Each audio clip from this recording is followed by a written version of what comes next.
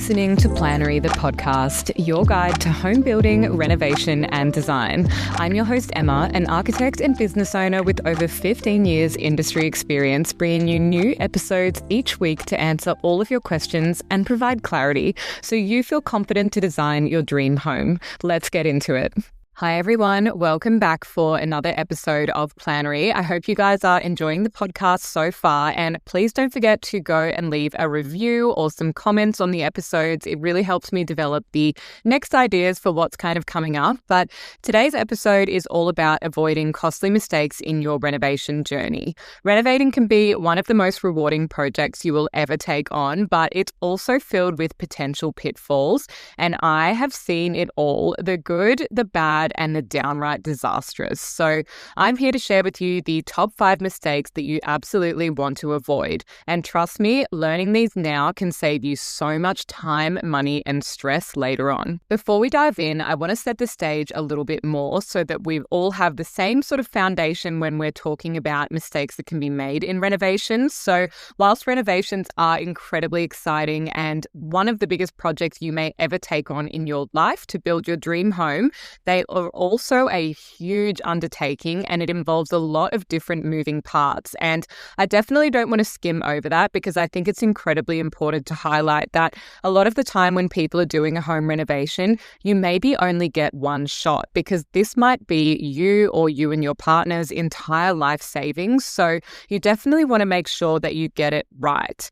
This involves anything from the design and planning to the execution and finishing touches. And the truth is, every project comes with its own unique challenges. But being prepared and learning from others' mistakes means you can really set yourself up for success. So grab a cup of tea or coffee, settle in, and let's jump into today's topic. First up, the number one mistake that I see people making is diving into a renovation without a solid plan. And as per the name of this podcast, Planery, I love a plan. I am a very type A personality when it comes to planning things out, and that means that I really love to-do lists. I like to do a timeline plan. I want to know what's going on and what's kind of coming up that I need to be pre-planning for so that I'm really, really organized. And whilst I know it is extremely tempting to get started right away, especially if you've just bought a property or you've been thinking about it for ages and the new year's rolled round and you're really excited, but taking the time to sit down and plan through things thoroughly is critical to the success of your project.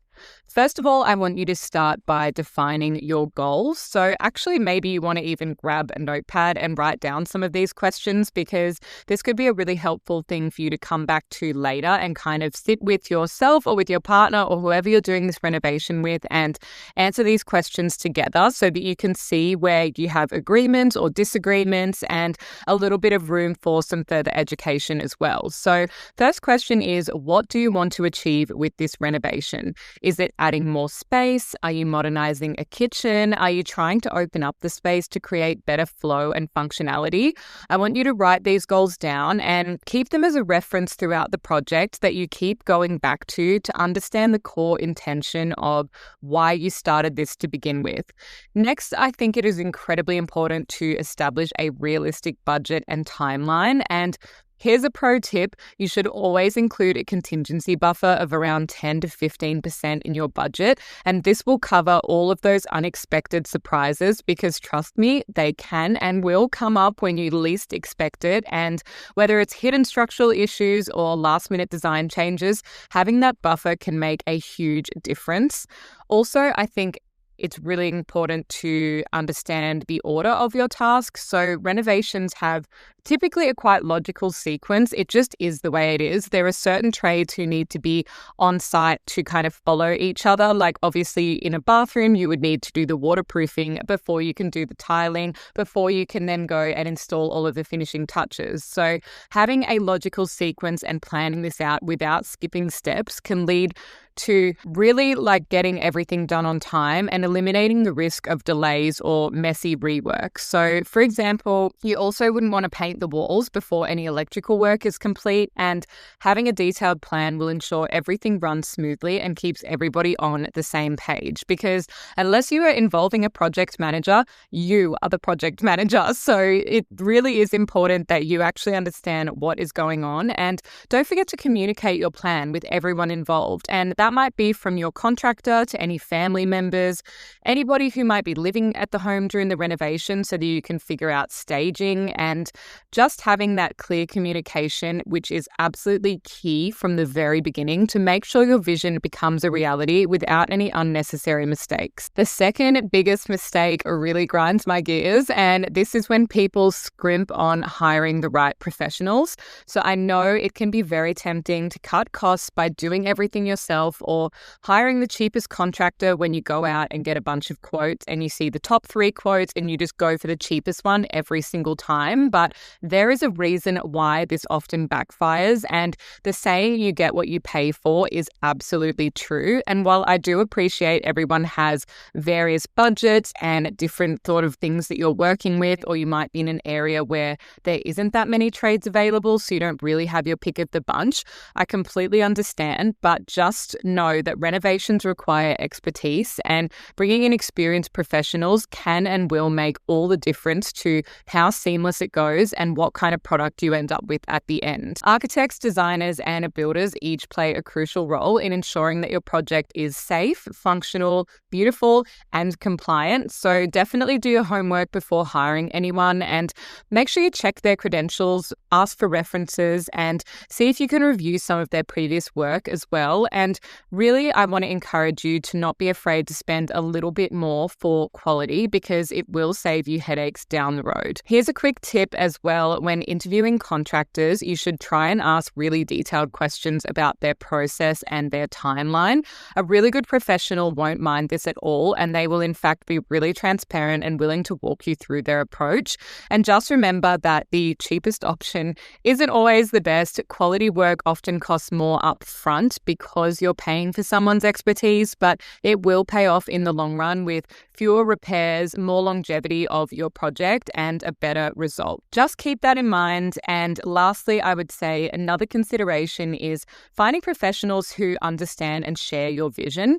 Having a really good designer or architect, or even a builder or particular trades who will really listen to your needs, are going to be the best team members, because they'll help bring your vision to life in a way that's both practical and interesting, but they also care about what they're doing. And you'll find when you interview people that you can tell this right off the bat if they actually love what they do and they care about it. That might mean that you end up even collaborating with these people and they come up with even better ideas when the two of you put your heads together. Don't underestimate the value of collaboration when it comes to renovating, because I think it can be a really powerful tool. Mistake number 3 is a huge one, and that is ignoring permits and building regulations. Every council has its own rules about what you can and can't do, and failing to comply can lead to hefty fines, or even in the worst case, having to undo your work.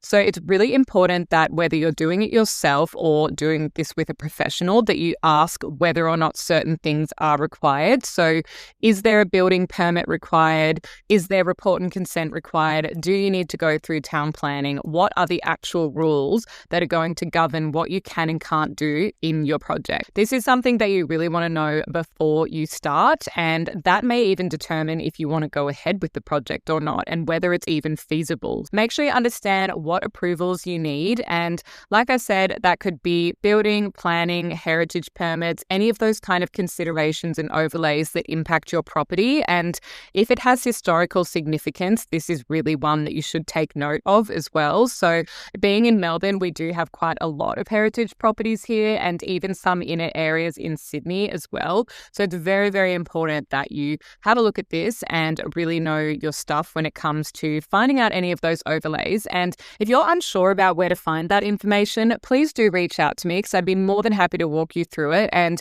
if you head on over to my website, you'll be able to book in a half an hour consultation and I can show you through all of these bits and pieces so that you can get it right. You can also just call your local council. They do have planners that work on duty. So whether you physically drop into your local council or just give them a phone call, chances are you will be able to get through to the right person. And I found majority of the time they're very friendly and they're willing to help because they just want people to do the right thing. So whether you're doing it yourself or hiring a professional, make sure you get that guidance so that you know before you begin your renovation process. Whilst I know it can be very tempting to some people to skip this whole permit process as a way to save time, it almost always causes bigger issues in the long run. Just bear in mind that having these proper approvals not only gives you peace of mind, knowing that your renovation meets all of these safety and building compliance standards, but it's also for any resale value because these are things that are actually going to need to be done in future to future-proof your space if you were to sell it to someone else. So as a bonus tip, I would say keep all of your documentation organized and easily accessible, and you'll thank yourself later when those questions arise. Next up, the fourth mistake is underestimating the costs of a renovation. This one is actually so common and it shocks me every single time when people haven't put away enough money or even got accurate quotes out of people to be putting together a spreadsheet to just understand the cost of your renovation. So this is actually a resource that we do have over on the Planery website as well, and you are more than welcome to jump on over and download yourself a copy of that. I think it's incredibly invaluable to have a project cost calculator and just start plugging in some of those costs so that you really understand the total project cost and whether or not you're going to include or exclude certain things from that, like if you're just including the quote from the builder, but you yourself might source the appliances, or if you're going to exclude your consultant's fees, or maybe there are no consultant's fees. So just really get a holistic picture of how much it's going to cost you so that you understand what you need and how to put that contingency aside, because renovations can often cost more than people expect. And that can be due to a number of factors like rising material prices, unexpected structural issues, changes to the design, or quite honestly, just the fluctuating costs of labor in this country, because there is a lot of different material and labor costs that fluctuate with things like, you know, a builder has a certain margin that they want to maintain, but if their insurance premium has gone up this year, then they're going to need to charge more because they won't be getting their same margin. So there's a lot of these little micro things that can affect the way that pricing goes, and a lot of quotes when trades provide them are only valid for 30 days. So you want to make sure that you can act fast to lock in your price when you actually do engage and start talking to these people. Otherwise, if you were to go back to them and get them to re-quote, the price may have gone up, which could really blow out your budget. To avoid these kind of issues, I would suggest getting detailed quotes up front that will help you break down your budget into categories like materials, labor, and permits, and really be honest with yourself about what you can afford and where you need to prioritize to spend and what things could potentially be done later. I often encourage people to think about the idea of staging if you potentially don't have all of your money right now, and that way you can kind of break down your project into 1, 2, or 3 different stages, whatever it may be, to complete different parts of the shell and then the fit out so that you actually do get there in the end without overstretching yourself and your financial situation. So, for example, this might mean splurging on some really high quality fixtures in highly visible areas like your kitchen, and maybe using, I don't know, sort of mid-range in the bathrooms where you just need really important things like durability to be the highest consideration. So you don't necessarily need to have the same decorative elements in some of those hidden rooms as you do in the more central rooms to your house. All in all, I would say a detailed and realistic budget is your best tool for avoiding any financial stress during a renovation. And don't forget to track your expenses as you go so that you can keep in mind where your money's heading off to, and if you need to start saving or doing any value management towards the end, because it's really easy for some of those small costs to add up quickly. So keep a running total that can help you stay on track. Last but definitely not least, mistake number 5 is neglecting communication. Renovations involve a lot of moving parts and a lot of different people, from architects and builders to suppliers and trades. And if communication breaks down, or there is tension or even conflict, things can really quickly go off track. So definitely make sure you have some regular check-ins with your team to discuss the progress, address any issues head on, and make decisions when they need to be made. Something that I find really common that people kind of delay making decisions, and I understand that we are all incredibly busy, but you will note in the terms of a lot of people's agreements that they ask for an answer to be provided within maybe 24 to 48 hours or within 3 working days. Whatever it is, it's really important that you do turn around and give people timely answers so that they can continue on with the work. Clear communication really helps prevent misunderstanding, and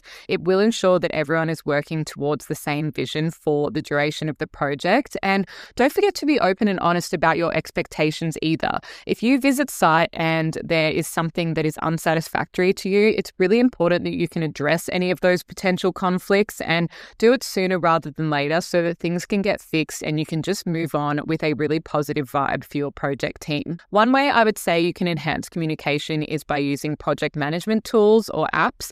These can really help you track some timelines and share updates and keep everyone informed. We do have a blog about this as well, so I can kind of share some of my favorite apps, but even simple tools like a shared calendar or an email thread or even a WhatsApp chat between all of the people on your project can really make a big difference. So let's recap the top 5 mistakes to avoid in home renovation projects. So number 1 is failing to plan properly. Number 2 is skimping on hiring the right professionals.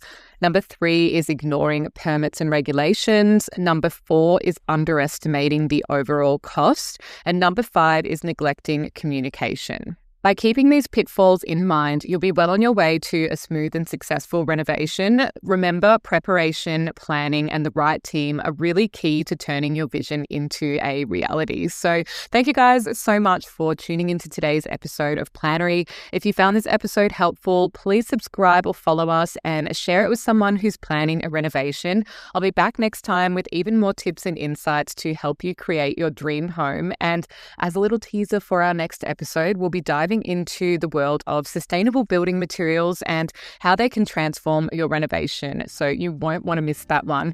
All of our contact details are in the show notes, which you can find by clicking on the episode. But until then, take care and happy planning.